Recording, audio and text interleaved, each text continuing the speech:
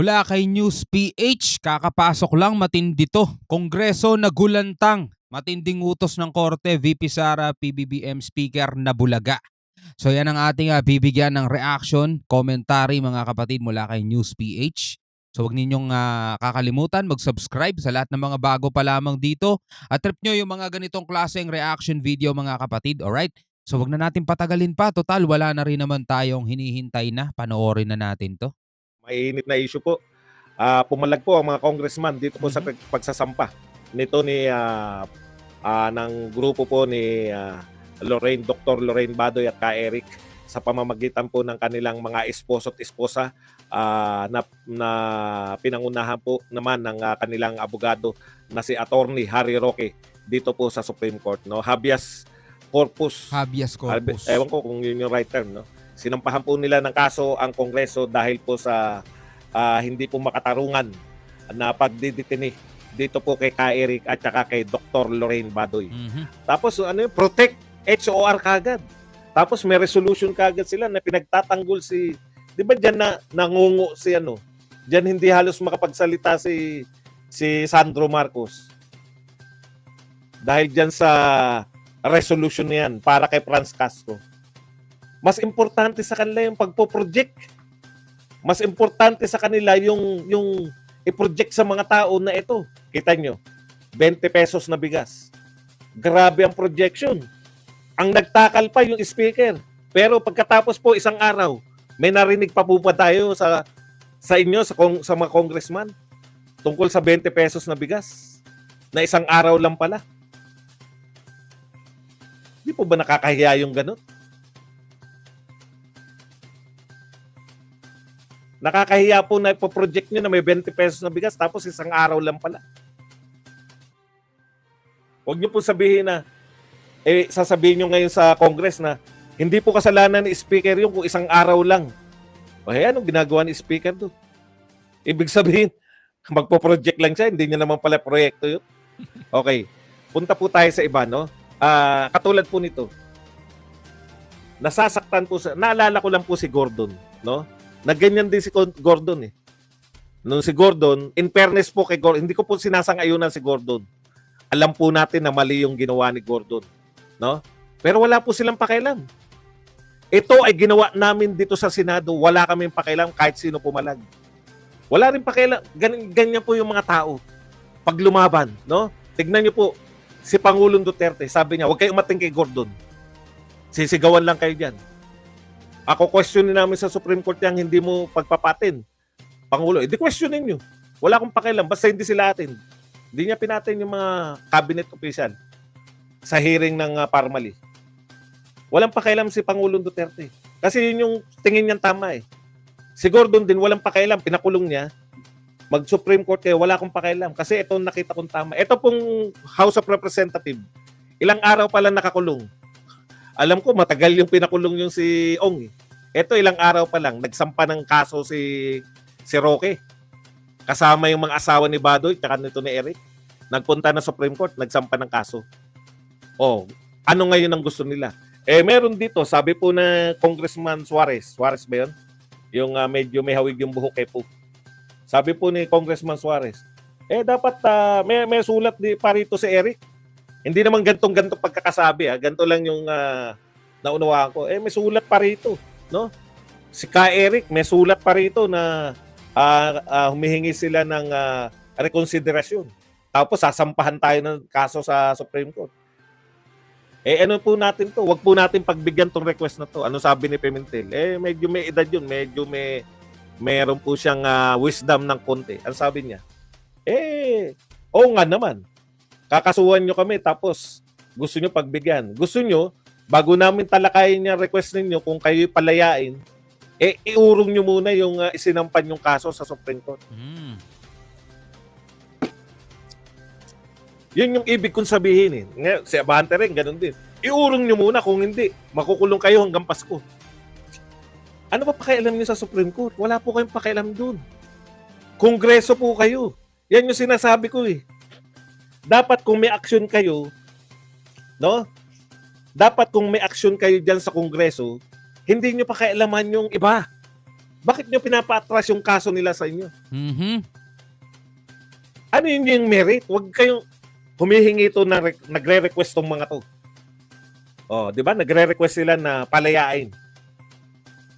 Huwag nyo pong pakialaman kung ano yung ginagawa sa kung yung iurong nyo muna yung kaso nyo bago namin pagpasyahan. Eh kung inurong yan at hindi nyo pinayagan, di kawawa naman. Kung ako kay Ka Eric at kay Lauren Badoy, tuloy nyo na yung kaso. Para malaman po ng tao kung sino po yung tama. Supreme Court na po ang magpapasya kung tama ba yung interpretasyon nila na yung Sotolo ay hindi kasama si Eric. Aha. Di ba? Alam niyo po kung bakit? Dahil projection lang po ang gusto nila. Nakakahiya po pag nagpasya ang Supreme Court na sinabi nila mali kayo. Di po ba? Nakakahiya po yun sa parte nila. Grabe, no? Punong-puno ng issue ngayon itong ating kongreso, mga tol. Talaga sobrang punong-puno talaga sila ng issue ngayon. Sila ang pinag-uusapan ngayon, mga tol, di ba? Bukod sa West Philippine Sea, napapansin nyo na bibigyan natin ng reaction video itong mga kongreso, di ba? Imbis na sila, mapaganda nila yung, kasi ang projection nila, this is the house of the people. The house of the people. Kung the house of the people yan, sinabi ng Supreme Court na mali kayo ng interpretasyon, yari kayo. Mhm. Simpleng interpretasyon ng batas ninyo, hindi nyo maunawaan. Mga mambabatas Ako po, pa. hindi ko po maunawaan kung bakit po nila ini-ichipuera si Eric na hindi raw legit na broadcaster o journalist. Mhm. Ano hindi magiging legit yan? Legit ang SMNI. Mhm. In fact, kayo nagbigay niyan ng prangkisa ng SMNI. Kayo. House of Representatives po ang nagbibigay ng prangkisa. Hindi po ang Senado. Kasi po, kung projection ang hanap nila at nagpasya ang Senado na mali sila, nakakahiya po. Lalo na yun. Lalo na ngayon. Nakatutok po sa House of Representatives ngayon. Bakit nakatutok sa inyo? Dati hindi po nakatutok sa inyo. Oo. Bakit nakatutok sa inyo? Kayo ang sentro ngayon ng mga bumibira sa mga Duterte. Mhm. Ngayon, tignan nyo po ang support. Pati po yung mga dating PMAers. May pumirma na. Hindi ko pala nakikita kung sino-sino yan. Pero ayon kay Attorney Trixie, Dami. may mga kilala siya na mga pumirma na PMA yan. Pero hindi po to opisyal na pahayag ng mga asosasyon sa PMA. Katulad ng PMA Alumni Association, hindi po. Mga individual po to ng mga PMA graduates na nagsipirma para suportahan po itong pagtutol. Okay. Kaya po nakasentro sa inyo ngayon, unlike before, na wala lang po ang House of Representatives. Kayo ang gusto nyo maging sentro. Di ba? Yung pinuno ninyo, antindi ng dating, nakakontra lagi kay Sara Duterte. Nagsabi si Sara Duterte na against siya sa pistok. O yung, kaya makikita po ninyo ngayon. Harapan po to. Si Sara Duterte against sa pistok. Yung inyong pinuno dyan, si Speaker, para siya sa pistok. Kitang-kita ng tao ngayon. Nakikita po ngayon ng tao, hindi nyo po pwedeng ilihim yan. No? Kitang-kita po ng mamamayang Pilipino kung sino po yung may kagustuhan ng pistok. Alam nyo po, ang pistok, alam ng lahat ng Pilipino yan. Tama. Mula po kay Cory Aquino. Mhm. Nagpistok na tayo sa grupo na yan. Cory, wala pong patid. Cory, FBR, ERAP, GMA, Pinoy, kasama pa si Pangulong Duterte. Yun na po yung last straw. Talagang ayaw ninyo dahil lahat ng pagbibigay binigay na po binigay na po ni Pangulong Duterte diyan sa grupo na yan. Wala pa rin po nangyari. Ngayon ang stand ng inyong leader, pinababatid ko po sa lahat na si Martin Romualdez ang stand niya para siya sa pistok sa same grupo na to. Yung Kung pakikinggan mo yung peace talk, 'di ba, maganda, no? Para sa kapayapaan. Maraming sumusuporta, mga tol, 'di ba? At maraming nagsasabing, "Oh, para nga sa kapayapaan to, peace talk eh." Pero parang mga pinanganak lang sila kahapon no?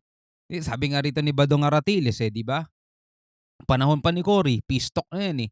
Sumunod, FBR, Gloria, ERAP, Noynoy, 'di ba? Duterte. Mga tol, yung peace talk, same grupo pa rin yan. Diba? Same grupo pa rin yan na umaatake, nang-aambush ng mga militar natin. Marami na tayong mga sundalong nagbuwis ng buhay, mga kaibigan nila, kasamahan nila doon sa barracks nila, sa kanilang tinutuluyan mga tol. Marami nang nagbuwis ng buhay sa kanila. Yung peace talk na yan ang nagiging pangunahing kasangkapan at pangunahing panangga nitong mga grupong to para lumakas lalo yung kanilang samahan at para lumakas yung kanilang kakayanan. Kapagka nasusukol na sila, kapagka natatalo na sila, nauubos na yung kanilang mga bala doon sa kabundukan, 'di ba? Yung kanilang mga representante na nasa loob mismo ng gobyerno ang nananawagan, nagmamadaling manawagan ng peace talk, 'di ba? Kapayapaan na. Tapos kapag ayan na, tuloy-tuloy ng recruitment, tuloy-tuloy ang pagpapalakas, mapopondohan na naman sila, 'di ba? Kapag ayan malakas na sila at nakapagpagaling na yung mga sugatan, aatake na naman sila tapos na peace talk mga tol. 'Di ba? Ilang ilang presidente na dumaan diyan, 'di ba? So eto ako mga tol, mas sinasang-ayunan ko si Sara Duterte diyan sa bagay na 'yan, sa usaping 'yan. Peace talk na hindi umubra kay Cory hanggang kay Pangulong Duterte, Digong. Ayun po ang gusto nitong leader ng House of Representatives. Hindi po pwede na habang panahon kayong hindi mapupuna. Sentro kayo ngayon dahil sumisentro kayo ng laban sa mga Duterte. Mhm. Ang mga tao po ngayon nakikita na ang ginagawa ninyo. Pati po itong SMNI na to. Bahagi po to ng inyong pagda-down sa mga Duterte. Alam niyo po mga tao, no? Hindi po yan nakakalimot. Mahirap pong kalimutan yung naganap 2 years ago lang. 8 years ago. Mahirap pong kalimutan yung naranasan namin na totoong may gobyerno nung panahon ni Pangulong Duterte kaysa ngayon. Yung gobyernong nararamdaman, yung gobyernong nagkikare. Okay mga kapatid, so yan ang ating narinig mula rito kay Badong Aratiles. Ngayon hihingin ko naman ang inyong opinion, inyong saloobin, no? Do para sa akin ay inaaprubahan ko mga tol. Na-approve naman para sa akin, no, na yung panahon ni Digong talagang okay, no, tahimik. Hindi naman gano'n katahimik, marami pa ring mga nangyayaring mga sagupaan. Pero siyempre, doon natin naramdaman mga tol na talagang ang mga nababalitaan natin sa TV kabaliktaran ng mga nababalitaan natin ngayon, 'no? 'Di ba, ang mga natatagpuan, mga namamatay, si mga masasamang loob. Pero ngayon, sabi nga ng mga kaibigan ko, nagbabalikan na naman sila. Mga tol, may mga tropa ako siyempre. May mga tropa ako sa hood, sa streets, 'di ba?